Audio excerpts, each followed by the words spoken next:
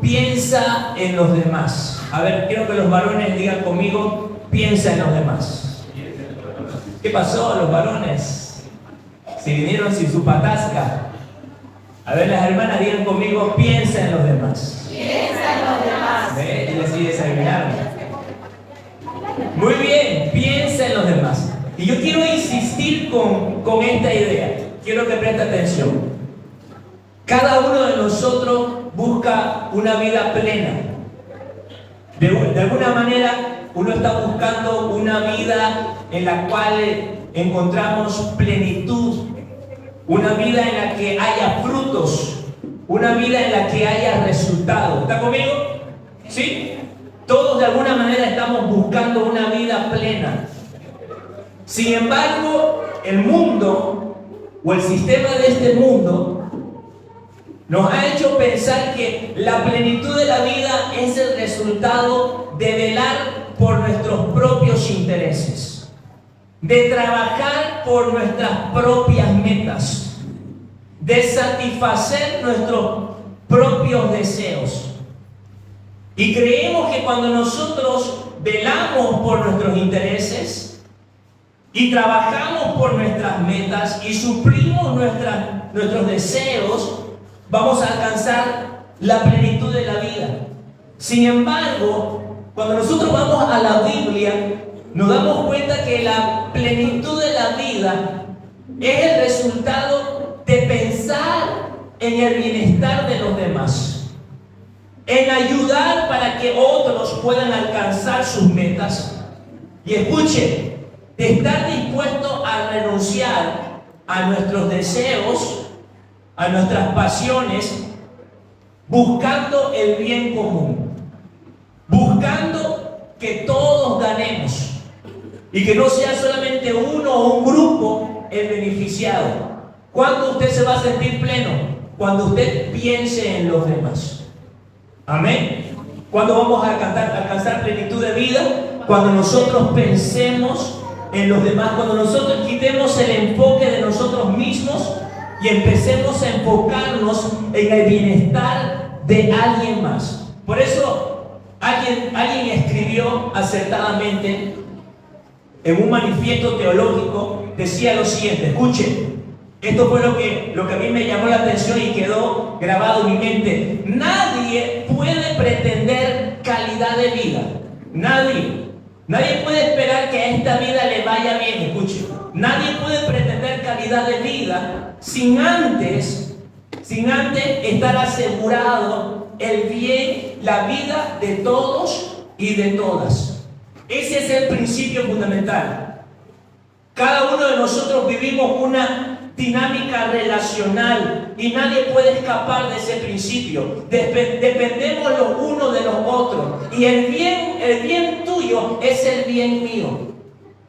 El bien de la otra persona al mismo tiempo es mi propio bien. Quiero mostrarles un ejemplo. Yo tenía hace un momento una pita, ¿me ayuda, mi amor? Esa. Y quiero que pase dos jóvenes aquí. Cheito y Mary me van a ayudar con un ejemplo. Ahí está, eso. Vean por favor, Cheito y Melissa. Aquí pónganse de pie. Yo quiero mostrarles con un ejemplo. Para esto, no, muy grande. ¿Tenía Andrea uno en la mano? Gracias, mi amor. Ese, sí, por favor. ¿En qué consiste la vida, pastor? Quiero mostrarles un ejemplo sencillo de lo que quiero hablarles. Amarrarle, mi amor, los pies. No, los pies.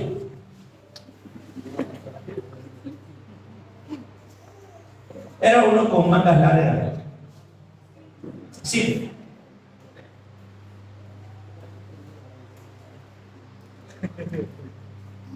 Escuche, todos nosotros vivimos esta dinámica relacional. En el trabajo, en la familia, entre padres e hijos, en todo lado. En todo lado.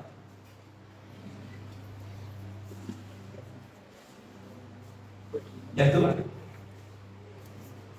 ¿Ya? Sirve.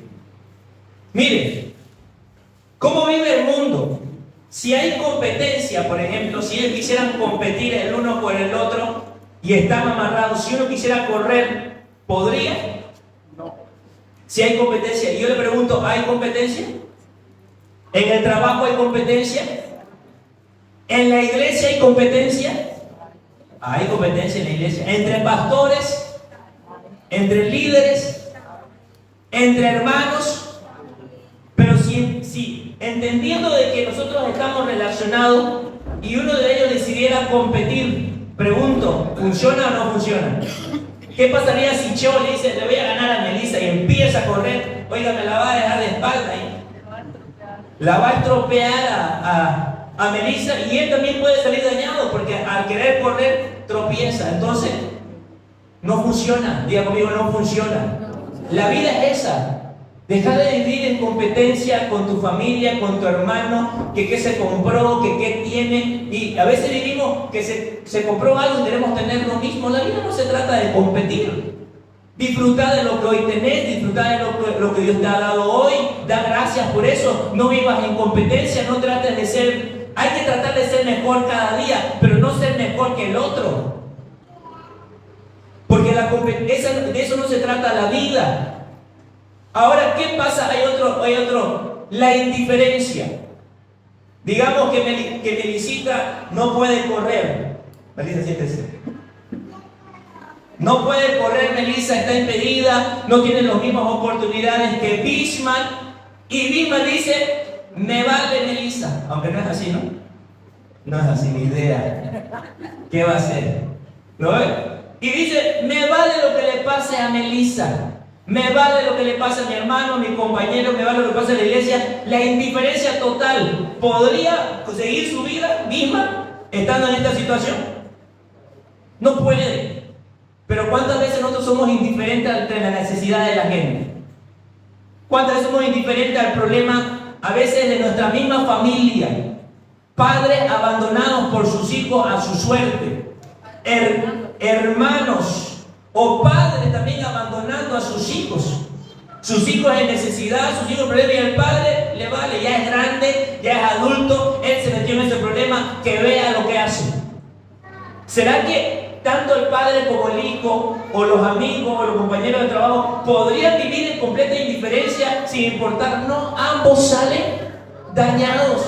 No puede seguir su camino, Bismarck, intenta ver Bismarck, no puede seguir su camino aunque quiera, con completa indiferencia. Ahora escuche, esa es otra situación de la vida. Ahora la maldad. ¿Usted conoce gente mala? Imagínense que Melissa le pone de pie a Melisita.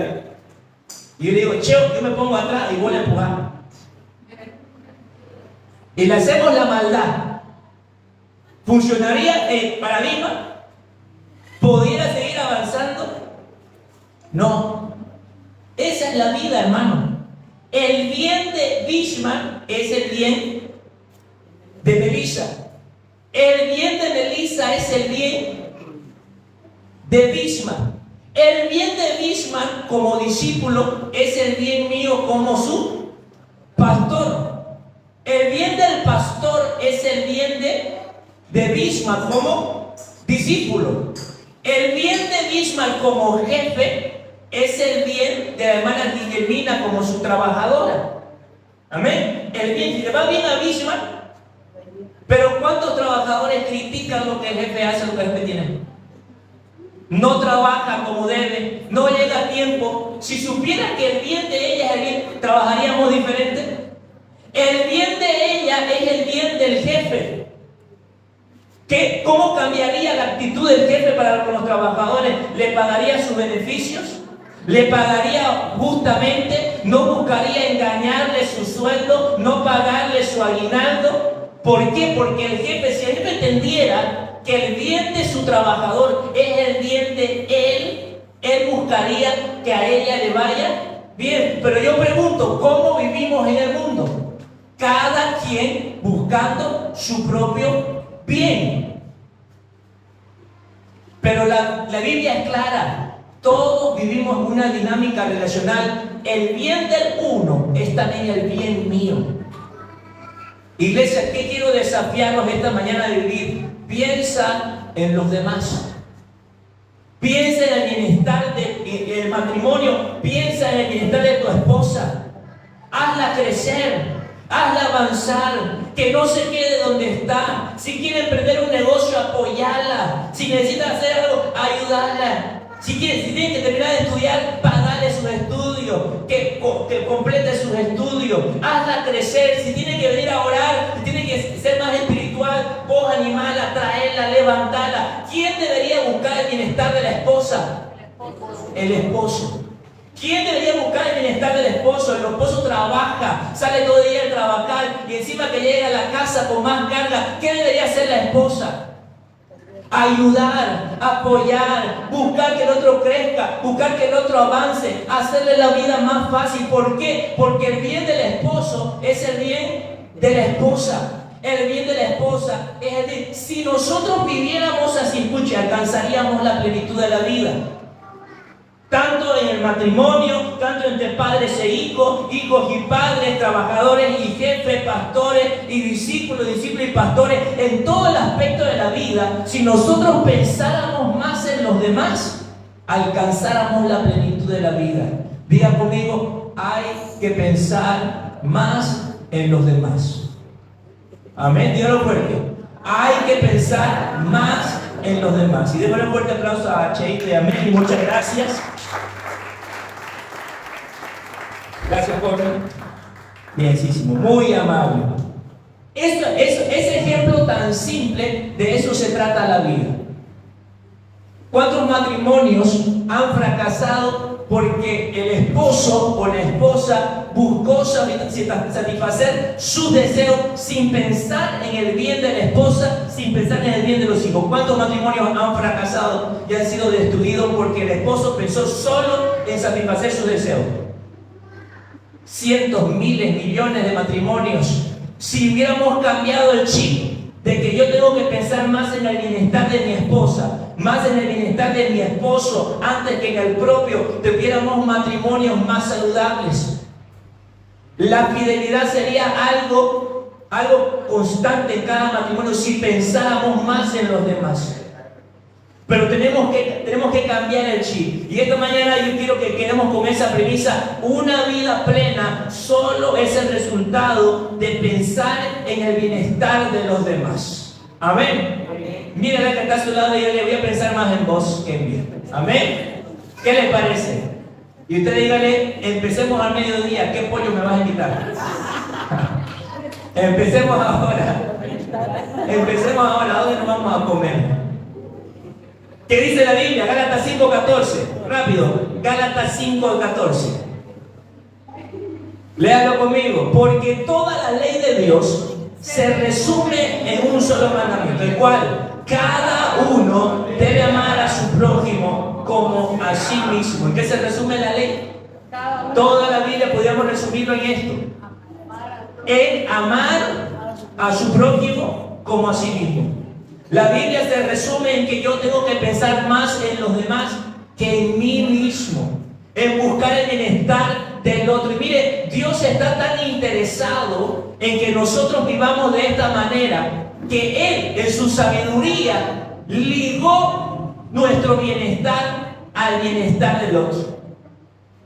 Dios dijo: yo sé que esta gente va a pecar, y yo sé que estos hombres van a vivir de manera egoísta, van a buscar solo sus propios intereses, van a correr tras de sus metas olvidándose de los demás, van a vivir para satisfacer sus deseos olvidándose de los que están a su alrededor. Así que lo que yo voy a hacer es de alguna manera forzarlos a que ellos puedan vivir pensando en los demás. ¿Y cómo Dios hizo eso? Lo hizo de una manera genial. Miren, cuando usted va a la Biblia se da cuenta que el cumplimiento de la ley o el cumplimiento de los mandamientos promete vida, promete bienestar, promete prosperidad, promete que todas las cosas nos van a salir bien. Léalo conmigo. En el libro de Hechos, cuando Esteban está defendiéndose delante del concilio y él hace mención de que Moisés recibió los 10 mandamientos, él dice dos palabras muy importantes. Dice: este es aquel Moisés que estuvo en la congregación en el desierto con el ángel que le hablaba en el monte Sinaí y con nuestros padres. Está haciendo mención que cuando Moisés recibió la ley, los 10 mandamientos, ¿se acuerdan? ¿Qué dice acerca de esas palabras? Dice, y con nuestros padres y que recibió, ¿qué cosa? ¿Qué tenemos en la ley?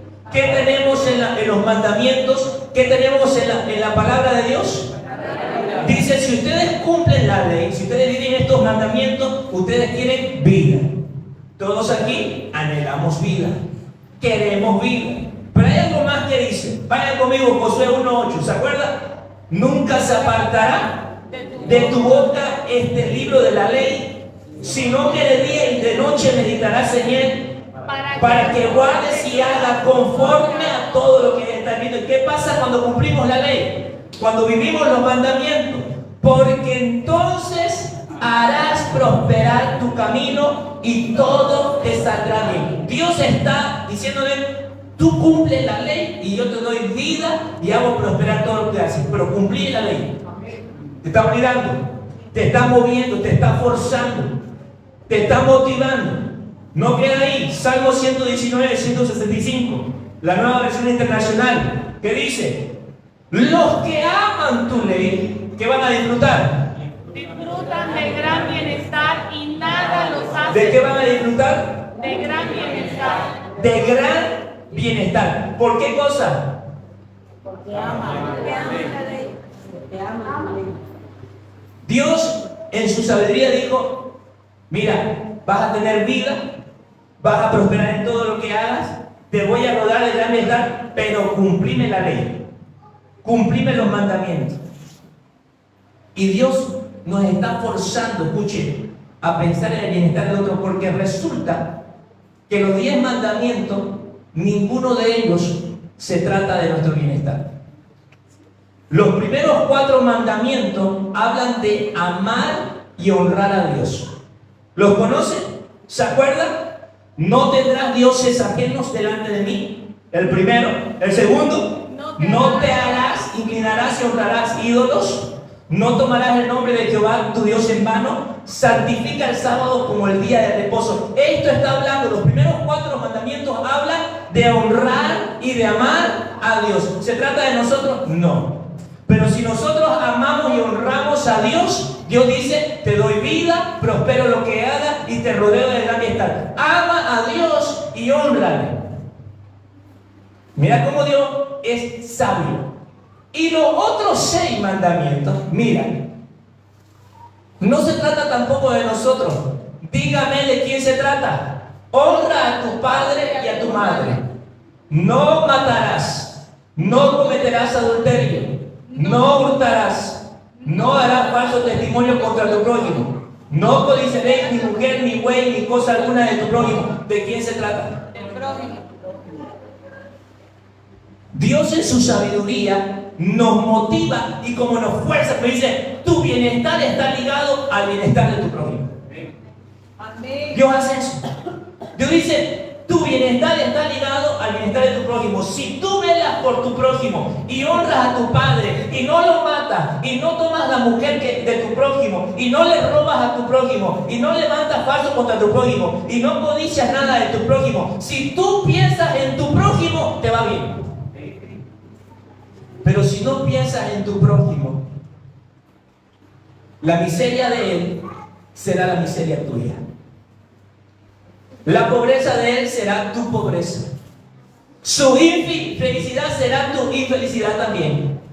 Iglesia, Dios nos está diciendo esta mañana, la plenitud de la vida solo se la encuentra cuando nosotros pensamos en los demás, amamos a los demás, ayudamos a los otros, buscamos que ellos alcancen sus metas, buscamos sus intereses. Nosotros estamos dispuestos a renunciar a nuestros deseos, a nuestras pasiones por el bienestar común, no por un bienestar propio. Dios fue sabio cuando estableció los mandamientos para que nosotros vivamos de acuerdo a Él. Y yo quiero que podamos pensar en lo siguiente. Cuando Dios habla de que nosotros vamos a alcanzar una vida plena y que eso depende del bienestar de los demás y del amor al prójimo, quiero que entienda que para nosotros es algo que sí podemos hacer. Sí se puede hacer. Para el mundo es imposible. ¿Por qué? Porque el mundo, el inconverso, no conoce a Dios ni tiene el amor de Dios en su vida. Por lo tanto, esa persona en su pecado es egoísta. Puede ser envidioso, puede ser indiferente ante la necesidad del otro y es más, está dispuesto a actuar con maldad al fin de buscar su propio provecho y beneficiarse de la situación. Eso le pasa al mundo y no podemos esperar nada de ellos. Pero nosotros, los hijos de Dios, tenemos algo diferente, que es el amor de Dios en nuestras vidas, que nos permite amar a nuestro prójimo. Nos permite amar, aún dice la Biblia, a nuestros enemigos. ¿Cuántos tienen en la familia esa persona que se hace difícil amarla? ¿Hay en la casa? Sí, pastor, yo le llamo marido. Así es. ¿Sabe? Hay personas así en el trabajo que son difíciles de amar. Se les hace difícil amar. A veces son hijos, compañeros de trabajo, la tía chismosa. Siempre hay algún familiar, algún amigo, un compañero que se hace difícil de amar. Pues te tengo buena noticia.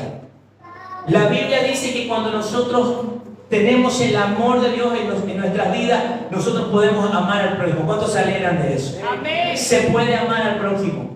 Y si Dios dice que podemos amar a nuestros enemigos, podemos amar tal vez a ese padre que no estuvo con nosotros, que nos abandonó. Podemos amar a nuestros padres.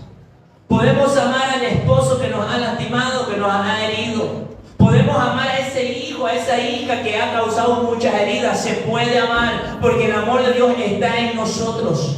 Se puede amar a ese jefe que tal vez nos ha hecho la vida imposible, nos ha hecho la vida de cuadrito. Se puede amar a ese compañero de trabajo que ha sido envidioso y ha actuado con malicia y ha querido hacerte daño. Se puede amar a nuestro prójimo cuando el amor de Dios está en nuestra vida. Sí se puede. Esta mañana hay que decirte, Dios no te está poniendo una carga que no puedas llevar. Dios te dice, piensa en los demás, pero yo te doy mi amor para que puedas amar aún a tus enemigos. ¿Cómo no podrás amar a tu familia?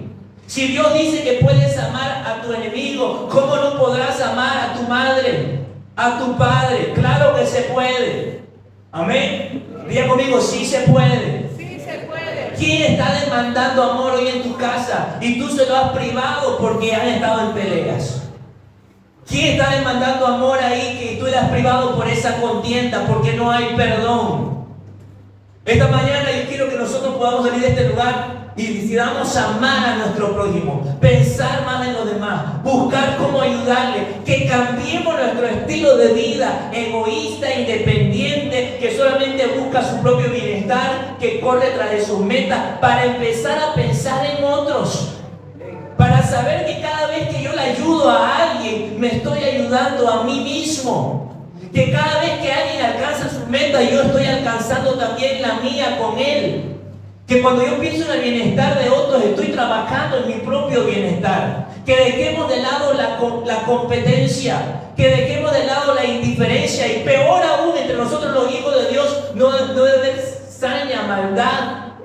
No podemos nosotros estar en chisme, haciendo camarilla o buscando cómo hacer quedar mal a otra persona, cómo sacar ventaja. Eso no puede ser entre nosotros, porque entendemos que el bienestar del otro es el bienestar mío. Eso es algo que nosotros tenemos que cambiar en este día. Y el mensaje de hoy va apuntando a eso. Iglesia, debemos dejar de lado el egoísmo para empezar a trabajar más por el bienestar de otros, por el bienestar de alguien más.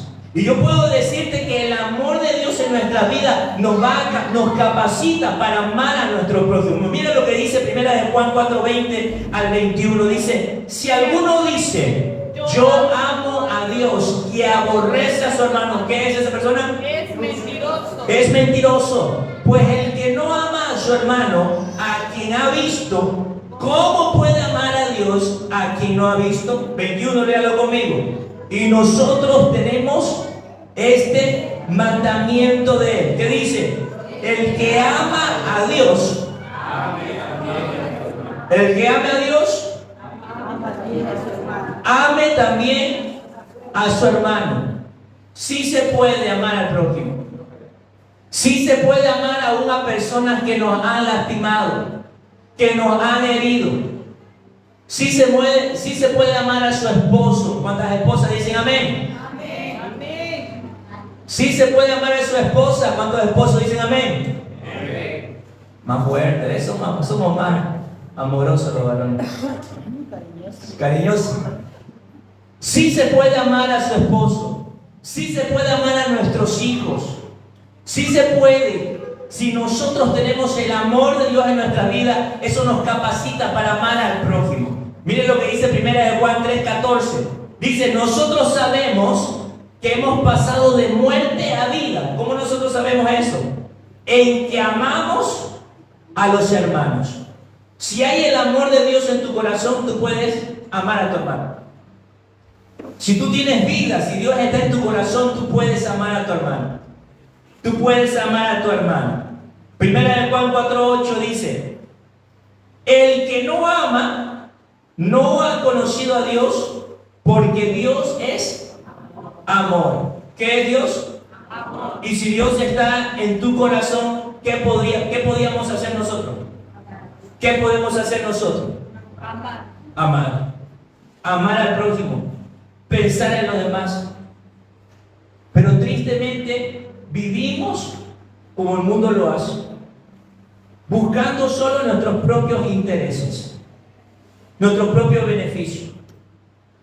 Vos tenés que vender algo y vos pensás en tu propio beneficio cuando haces esto. Yo sé que esto hay que arreglarle esto todavía, hay que hacerle esto todavía, pero lo voy a vender en tanto. Si alguien me paga eso, bien. ¿Es el precio justo? ¿En quién estás pensando vos? ¿Estás pensando en tú? Beneficio. En tu beneficio. No es el precio justo.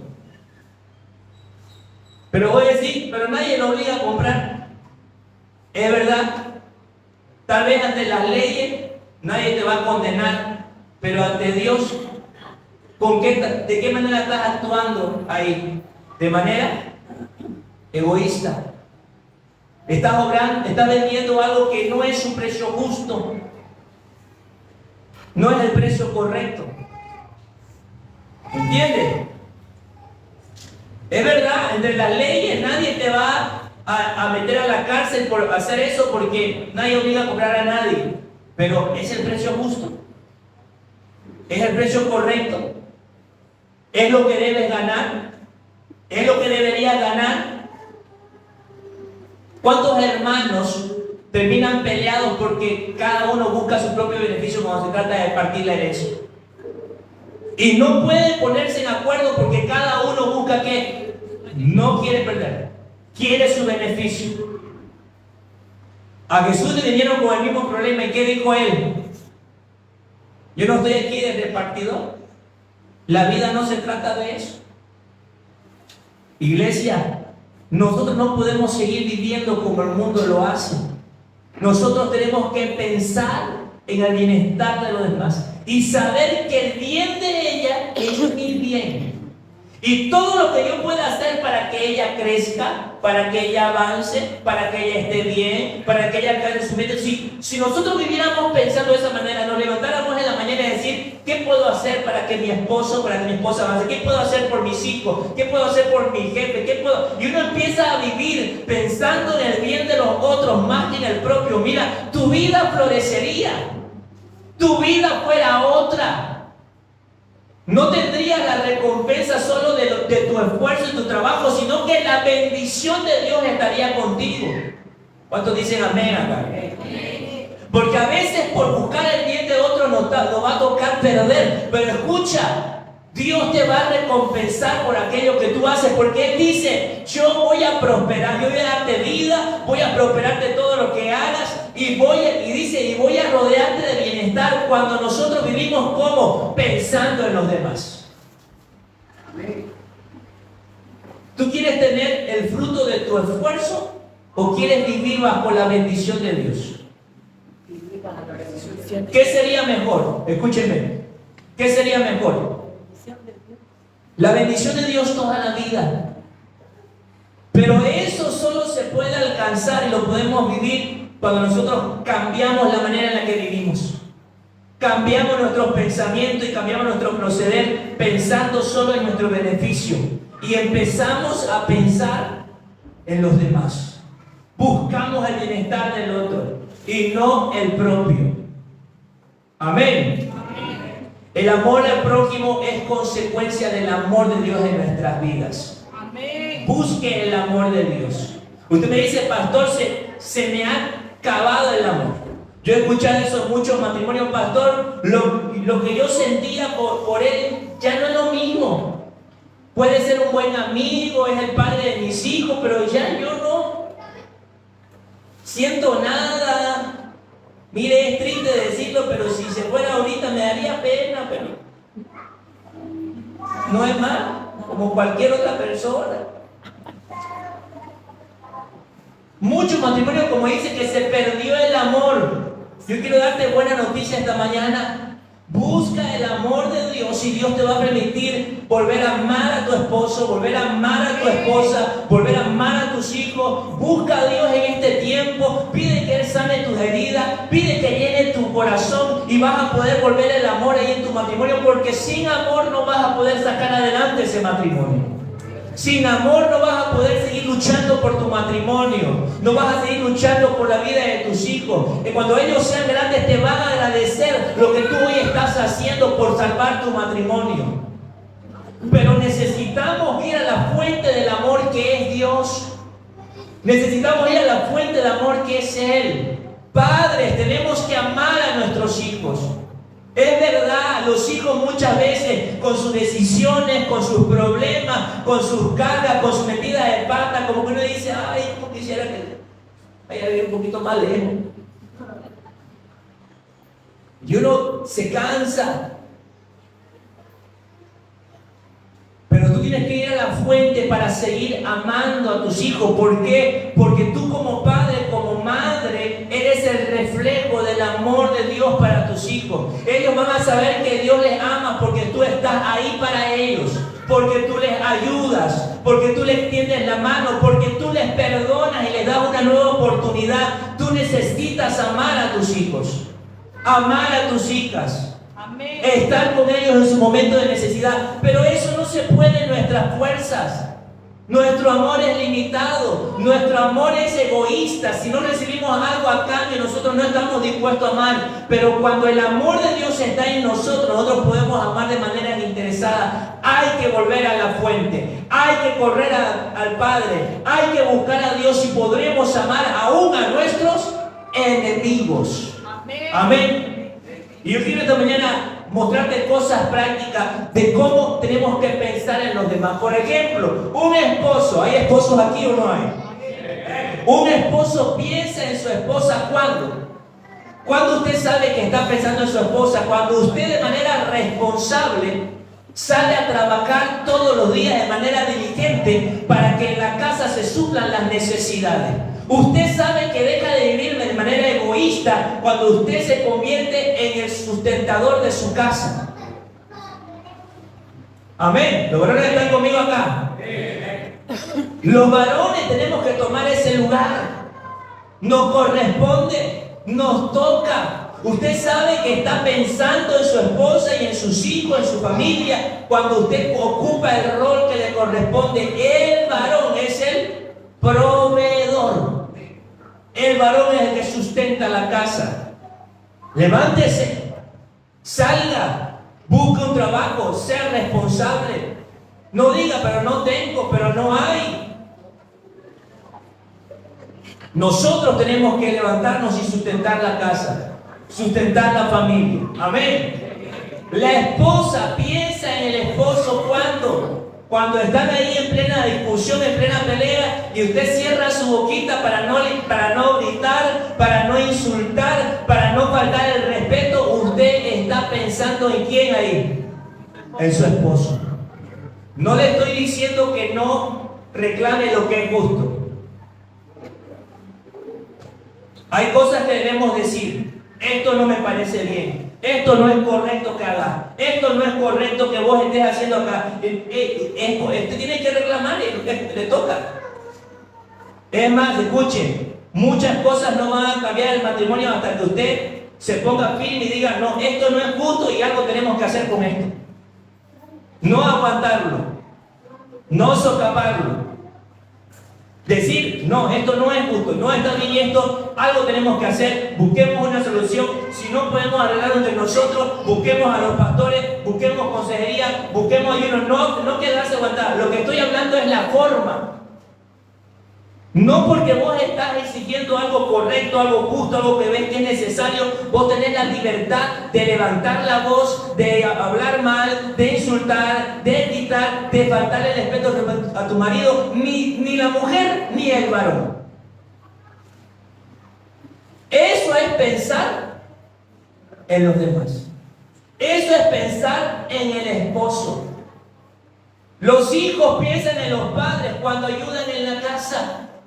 Los hijos piensan en los padres cuando valoran el esfuerzo de sus papás, que lo hacen estudiar y sacan buenas calificaciones. Los hijos piensan en los papás cuando son diligentes en la casa, cuando no le dejan toda la carga a los padres, y los padres después de todo un día de trabajo tienen que llegar a la casa todavía a acomodar y hacer las cosas, en vez cuando ellos deberían estar ayudando. ¿Está conmigo acá o no? Hermano, quiero hablar de cosas prácticas, de cómo pensar en los demás.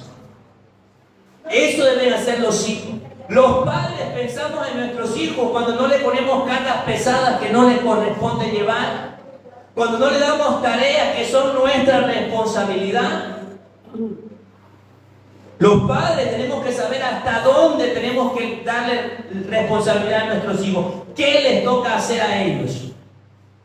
Eso nos toca. Dice la Biblia, no exasperéis a vuestros hijos. Debemos saber hasta qué punto. Nosotros como empleados, como trabajadores, dígame, ¿cómo sería pensar en nuestro jefe? A ver, ayúdenme en esta parte. Como trabajadores, ¿cómo sería pensar en nuestro jefe? Dígame. Hacer un trabajo correcto, justo, bueno. ¿Qué estaría contento nuestro jefe si nosotros hiciéramos algo ahí en el trabajo? ¿Qué cosas deberíamos hacer? Ser eficiente. Ser eficiente. ¿Qué más? Llegar a tiempo, llegar puntual, hacer un buen trabajo. ¿Qué le parece ser honestos? Ser honestos, no engañar, no mentir, no robar. Le pregunto, ¿ese es el común denominador en los trabajadores? Tristemente no. Eso es pensar en quién. ¿Cómo sería nuestra sociedad si hubiera trabajadores que pensaran en el bienestar de sus empleados, de su jefe? ¿Cómo sería? Avanzaría. Y que el jefe avance, ¿en qué se cambiaría? Sería el bien también nuestro, ¿no? Porque el bien suyo es el bien. Ahora, ¿cómo sería un jefe pensar en sus trabajadores? ¿Qué? Por ejemplo, salario justo. ¿Qué le parece? Salario justo. Reconocer sus logros, no llevarse el mérito. Recompensarlos, reconocer su mérito. Tratarlos bien, no porque son nuestros empleados, hablarles como sea, tratarlos como sea. Porque creemos que hay gente que cree que porque esos empleados tienen libertad de tratarlos como a sus muchachos, faltarles el respeto. Muchas veces ni siquiera es el dueño, es uno arriba de nosotros nomás, y nos habla y nos trata como si fuera el dueño.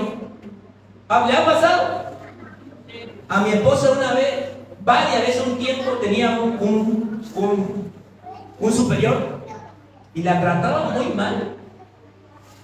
Y llegaba aquí llorando porque le hablaba con ajo y comino y la trataba mal. Yo le dije, oye, yo voy a ir a hablar, le dije, porque ni yo te trato así, que a veces te lo mereces.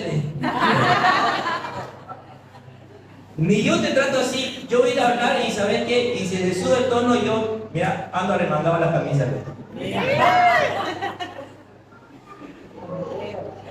Porque no, hay gente así. ¿Qué sería pensar en nuestros trabajadores? ¿Qué sería tratarlos bien, pagarles salarios justos, pagarles sus beneficios, que ahora buscan mil y un maneras de cómo no, de no pagarles sus beneficios? ¿Sería diferente la cosa? El problema está aquí, iglesia. Y yo quiero que nosotros pensemos en esto. Cuando uno vive pensando en el bien del otro, ese es el bien mío. Recuerda el ejemplo, si él no avanza, yo no avanzo. Eso debería ser en el matrimonio. Digo, si mi esposa avanza, yo avanzo con él. Es triste ver cómo hay maridos que cómo estropean a la esposa. Triste. Vos sos un inútil. ¿Cómo se siente ser una fracasada? ¿Cómo se siente que las cosas no te salgan bien? ¿Cómo se siente? Y hablan de una manera tan hiriente. Si esa persona entendiera que al hablarle así a su esposa se está dañando también a sí mismo, no lo haría. Porque el bien de ella es el bien mío. Vamos, ayúdame con esto. El bien de la esposa es el bien del... Vamos fuerte. El bien de la esposa es el bien del... Y el bien del esposo es el bien de la esposa. El bien de los hijos es el bien de los padres. Y el bien de los padres... ¿Cuántos aquí van a salir buscando el bien de los padres? Vamos. ¿Cuántos aquí van a salir a buscar el bien de los padres? ¿Se lo tiene que merecer? No siempre. No siempre. A veces nuestros padres nos han fallado, se han equivocado, pero escucha, el bien de tu padre es el bien tuyo. Es el bien tuyo. ¿Cuántos van a buscar el bien de su jefe? No quería que llegue a ese punto. El bien de su empresa es el bien de quién. Yo quiero enseñarte algo. Cuando tú buscas el bien de tu empresa, aunque ellos no reconozcan, escucha bien, no lo reconozcan, Dios es tan justo que sabe lo que te merece y te abrirá una puerta mejor donde te reconozcan lo que vos estás haciendo. Amén. Porque hay gente que se excusa y dice: no, es que ahí no me pagan como corresponde, decir, tampoco trabajo como corresponde. No, es que aquí me están robando y yo pues tengo que buscar de alguna manera. No, en realidad no es que yo esté robando, estoy buscando lo que es justo. Y sacan tajada aquí, sacan tajada allá. Escucha bien, cuando tú buscas el bien de tu jefe, de tu empresa, de ese negocio, si en ese lugar no te reconocieran, Dios es tan justo que abrirá una puerta mejor donde van a reconocer todo lo que tú has hecho. ¿Cuántos dicen amén? Amén. ¿Cuántos creen que así va a ser en este tiempo? Amén. Amén. Denle un fuerte aplauso al Señor. Así va a ser. Así va a ser. El bien de mi jefe es el bien mío. Y el bien de mis trabajadores es el bien mío. Hace muchos años atrás entró una corriente en las empresas de capacitar a su gente. Hace muchos años atrás. Eso está en la Biblia. Porque el bien de mis trabajadores es el bien. Entonces, si yo busco que mi gente sea cada día mejor, eso repercute en el bienestar de la empresa. Si eso, mire, lo hacen en la empresa, ¿por qué no aplicarlo al matrimonio? ¿Por qué no hacer de mi esposa una gran mujer? ¿Por qué no trabajar para que mi esposo sea un gran hombre? Ayudarle, motivarlo, desafiarlo, acompañarlo, decirle, vamos a hacerlo. Y trabajar por el bien del esposo. Las cosas cambiarían. Hermanos, un líder busca el bien de sus discípulos cuando éste se prepara para su grupo de conexión. Lo hace con fidelidad, lo hace cada martes, los busca, los ayuda, los llama, se preocupa para que su vida espiritual tenga un desarrollo, tenga discipulado. El líder piensa en su discípulo. Ahora el discípulo, ¿cómo piensa en el líder? Cuando valora el trabajo de su líder. sabe que cada semana se prepara para ese grupo de oración, entonces no se falta, llega a tiempo, lo apoya, lo anima. Eso también es pensar en el líder. ¿Cómo un pastor piensa en su iglesia? Cuando éste ora, busca a Dios para tener una palabra fresca, estudia, se prepara, los llama, los busca, le da tiempo en consejería. Eso, el pastor piensa en su iglesia. ¿Y la iglesia cómo piensa en el pastor? Dígamelo usted. ¿Qué es pensar en el pastor? Orar por él, ayudarle. Los domingos después del culto, dice: pastor, me espere en mi casa y almuerzo. Cuando la pastora predica, oiga, lo rodean. Pastora, qué palabra más bendecida. Pastora, hay que como Dios la usó, pastora. Y todo el mundo le dice de todo a la pastora: yo predico todo los domingos. Chao, pastor, nos vemos, gracias. No importa, lo perdoné ya. Si no haya podido subir aquí. Cuando la iglesia también ora por su pastor, lo anima, lo ayuda, está pendiente. El otro día me enfermé, me alegró mucho, todos preguntando cómo está el pastor, pero ninguno mandó por la receta. Carlos me ayudó a ir a comprar. Carlita nos ayudó, pero no la compró, ¿por dónde te la compró? Gracias, Carlos. Eso, orar, cuando uno piensa en el bienestar del otro y el otro en el suyo, esa es la plenitud de la vida. Quiero terminar con esta reseña. Termino con esto. ¿Cuántos se acuerdan de Bernabé? ¿Saben quién era Bernabé? Bernabé fue un gran hombre de Dios. Y escuche, pieza clave en la iglesia primitiva. Lo primero que se sabe de Bernabé está en el libro de Hechos, capítulo 4. Y dice, escuche, dice que Bernabé vendió una propiedad y lo trajo a los pies de los apóstoles. Entregó una ofrenda. ¿Qué era esa ofrenda? Vendió su casa y la trajo a la iglesia para que la iglesia siga trabajando, predicando el evangelio. Oiga, qué generosidad de Bernabé. Ese era Bernabé. Bernabé fue un gran hombre de Dios, porque se dice de él, miren, en Hechos 11 se dice que era un hombre bueno. Y cuando esta palabra bueno en el original es la palabra ágato. La palabra ágato significa algo bueno que es provechoso y es útil. No es que, ay, bueno, qué bonito Bernabé. No. Cuando la Biblia dice bueno, no es que de que es bonito y que todo el mundo le ríe, le pela los dientes de Bernabé. No. Cuando dice bueno es que Bernabé era una persona útil y provechosa. O sea, la gente sacaba provecho de Bernabé, era útil para la iglesia. Eso, Bernabé dice que era bueno, lleno del Espíritu Santo y de fe. Oiga, qué presentación sangana de Bernabé, pero es uno de nuestros héroes anónimos, porque casi nadie habla de Bernabé. Todos hablamos de Pablo, de Pedro, de Juan, pero nadie habla de Bernabé. Sin embargo, quiero decirle algo: Bernabé fue un hombre con un ministerio exitoso. Adivinen, empezó la predicación a los gentiles en Antioquía. ¿Y a quién manda? No a Pedro, no a Juan, no a Pablo. Adivinen a quién manda a liderar ese movimiento: a Bernabé. La iglesia en Jerusalén se entera de que empieza a predicarse a los extranjeros, a los gentiles, y dice: ¿a quién enviamos? Y todos unánime dicen: enviemos a Bernabé, que él se haga cargo. Y miren lo que pasa. Como Bernabé no era un hombre inútil, era un hombre capaz, era un hombre con un liderazgo exquisito, esto es lo que pasó en Antioquía. ¿Quieren saber qué pasó? Muy bien, lo espero el próximo domingo. Vamos, Hechos 11. ¿Qué pasó? 22 al 24. Fuerte. Llegó la noticia de estas cosas a oídos de la iglesia que estaba en Jerusalén. ¿Y enviaron a quién? Bernabé, que fuese hasta Antioquía. Cuando llegó a la vida y vio la gracia de Dios, se regocijó y exhortó a todos a que con propósito de corazón permaneciesen fieles al Señor. ¿Cuál fue el resultado del ministerio de Bernabé? 24. Porque era varón bueno y lleno del Espíritu Santo y de fe. ¿Y qué pasó por resultado? Y una gran multitud fue agregada al Señor. Tuvo éxito en su ministerio. Llegó, las cosas estaban bien, pero cuando llegó él, las cosas se pusieron mejor. Gloria a Dios.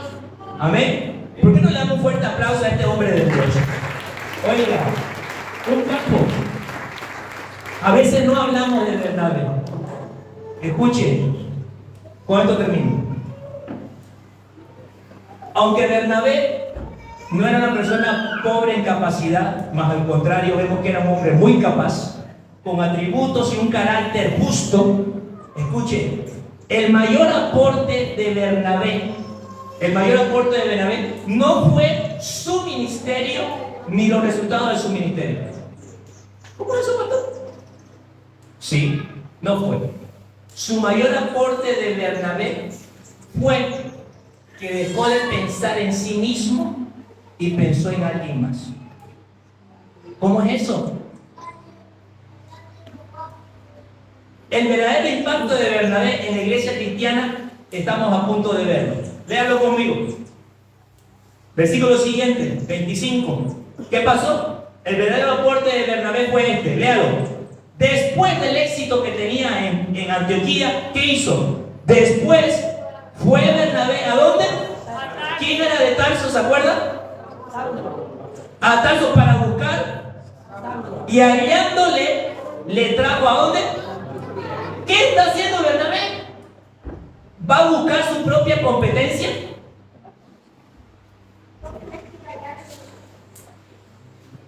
¿Qué hace Bernabé? Tiene un ministerio exitoso. Ya tenía una iglesia grande de multitudes, una página de YouTube, un montón de seguidores. Era el pastor top de Antioquía. ¿Por qué va a buscar a Saulo? Porque Bernabé deja de pensar en sí mismo para pensar en los demás. ¿Sabe cuál fue el mayor aporte de Bernabé a la iglesia cristiana? Levantar a Pablo. ¿Sabe cuál fue el mayor aporte de Bernabé a la iglesia cristiana? Levantar a Pablo. Levantar a Pablo. Pablo fue el que tuvo un impacto descomunal en la iglesia predicando a los gentiles. Fue Pablo, miren acá.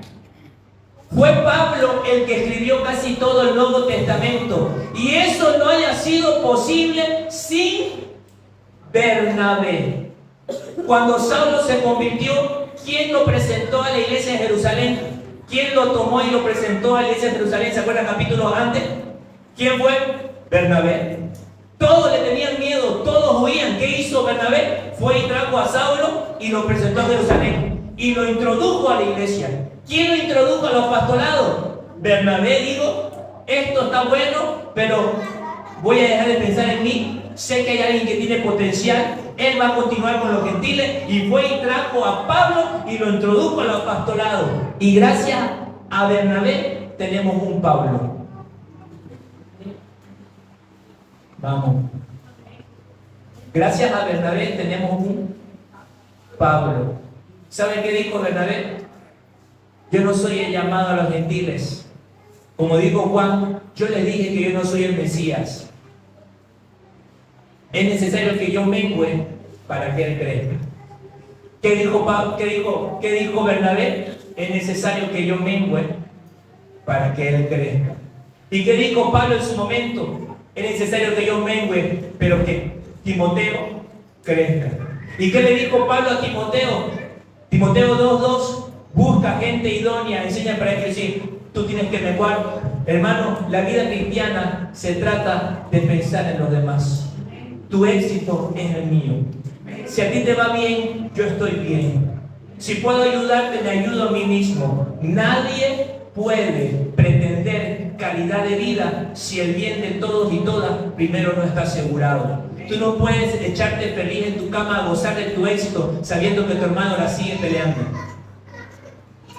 El pueblo de Israel estaba en conquista y había tribus que ya tenían su tierra, pero Josué dijo, ¡hey! Ustedes no pueden quedarse ahí a disfrutar de lo que ya tienen. Vengan con nosotros y peleemos para que toda esta tierra sea conquistada. ¿Y qué hicieron? No, ya ustedes pueden, Dios también está con ustedes. No, ellos dejaron eso y vinieron con el pueblo a pelear las batallas. El bien tuyo es el bien mío. Amén. ¿cuántos van a pensar más en los demás?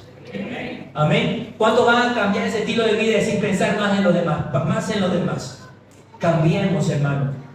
Hay alguien que está esperando que tú lo traigas a la iglesia, que tú lo levantes. Tú no sabes el impacto que va a traer esa persona. Si los matrimonios pensáramos más en el otro, si como padres pensáramos más en los hijos, si los hijos pensáramos más en los padres, si nosotros del ministerio pensáramos más en que mi hermano crezca, mi hermano avance, si dejáramos la competencia, si dejáramos la indiferencia, si dejáramos la maldad, hermano, mucho tiempo atrás hubiéramos alcanzado la plenitud de la vida. Piensa más en los demás. Amén. Póngase de pie, oremos. Piensa más en los demás. Dejemos de pensar en nosotros mismos.